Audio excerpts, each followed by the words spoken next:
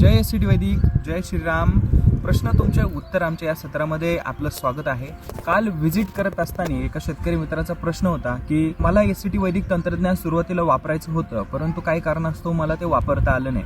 आता आमचं कापूस, सोयाबीन, तूर हे 25-30 दिवसांचं झालेलं आहे, तर मी आता आपलं तंत्रज्ञान वापरू शकतो का? तर मित्र हो, एस.सी.टी वैदिक तंत्रज्ञान हे आपण आपल्या पिकाला कोणत्याही परिस्थितीमध्ये, कोणत्याही स्थितीमध्ये हे सुरू करू शकता, वापर करू शकता. त्यामुळे बिंदास्त राहा. आता यासाठी आपण कसा वापर करू शकता? 25-30 दिवसानंतर आपण या पिकांची डवरणी म्हणजेच कोळपणी करतो, तर त्याच्या अगोदर आपल्याला हा डोस देता येऊ शकतो.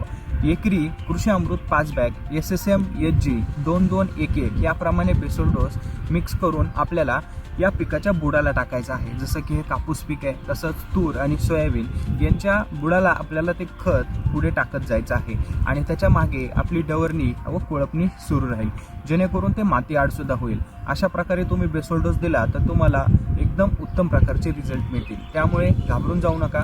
आपला जर बेसल डोस हुकला असेल आणि आपल्याला आता वापर करायचा आहे तर 100% तुम्ही त्याचा वापर करू शकता आणि इथून पुढचं शेड्यूलसुद्धा फॉलो करू शकता. त्यामुळे बिंदास्तपणे वापरा. धन्यवाद.